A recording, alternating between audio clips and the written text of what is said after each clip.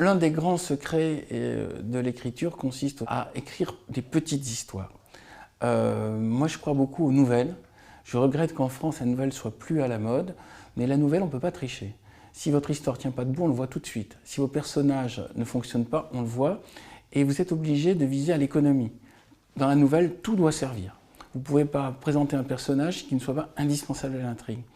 Donc moi, je m'étais établi comme une discipline, ce que j'appelle le roman de Kondo, à savoir en 1 heure, écrire tous les jours sur une idée originale, une histoire avec un début, un milieu et une fin surprenante. Presque une sorte de grande blague. Et le cerveau a cette faculté extraordinaire, quand vous lui demandez de faire ça, non seulement il le fait, mais il y prend du plaisir, et plus vous le faites, plus c'est facile. La nouvelle est la clé du sport d'écriture. Je dis de sport parce qu'après, on s'aperçoit qu'on peut écrire de plus en plus vite pour être de plus en plus efficace.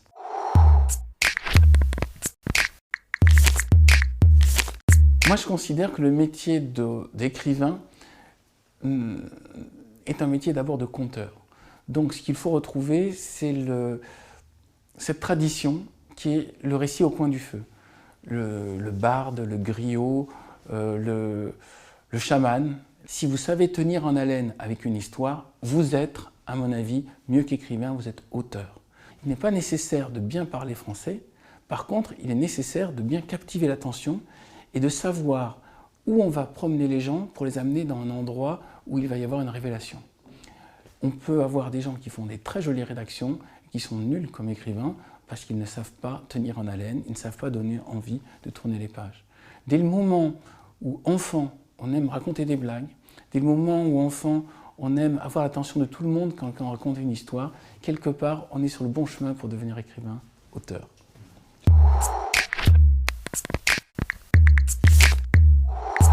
Une des premières matières qu'ont tous les êtres humains pour raconter des histoires, c'est leurs propres rêves.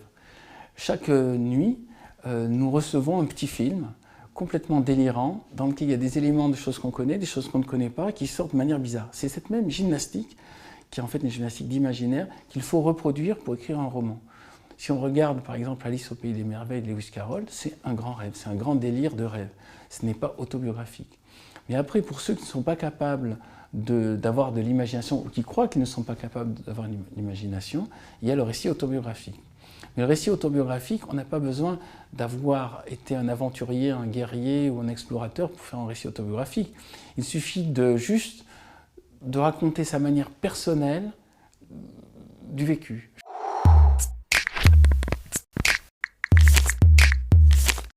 Parmi les différentes choses qui nourrissent mon imaginaire, je place en premier lieu les voyages. Chaque fois qu'on voyage, on découvre notre point de vue, on découvre notre culture. On ne peut pas se contenter de faire sa documentation avec des films, des documentaires. Il faut vraiment à un moment arriver, sentir les odeurs, goûter les plats, rencontrer les gens, essayer de communiquer. Et ça donne plein d'idées, ça ouvre l'esprit. Ça rend plus tolérant, ça rend plus ouvert. Et on a automatiquement un esprit d'aventurier. Dès le moment où on commence à voyager, plus on diversifie ses voyages, plus on s'enrichit l'esprit. Donc première source, les voyages. Deuxième source, les rêves. Le fait de noter ses rêves tous les matins me semble une très bonne discipline pour l'apprenti écrivain. Troisième source, le fait de dialoguer avec des gens qui vous enrichissent l'esprit. Il faut à un moment faire attention, il y a des gens à qui on parle de tout et de rien, ce qu'on appelle small talk, c'est-à-dire qu'est-ce que tu manges, football et tout, et au final on ne s'enrichit pas l'esprit. Et puis il y a quelques êtres humains, vous discutez avec eux et vous sentez qu'ils vous donnent plein d'idées, ils vous donnent plein de choses, d'histoires, ils vous racontent des histoires et tout. Donc à ce moment-là il faut les noter, vous leur donnez peut-être vos propres histoires, et il se passe une magie.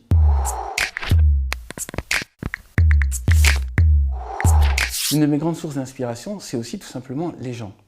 S'intéresser aux gens, ça veut dire quand vous rencontrez un autre être humain que vous ne connaissez pas, déjà vous le regardez vraiment, pas le regard fuyant et tout, puis vous posez la question, c'est qui cette personne? Et à ce moment-là, vous laissez venir des informations.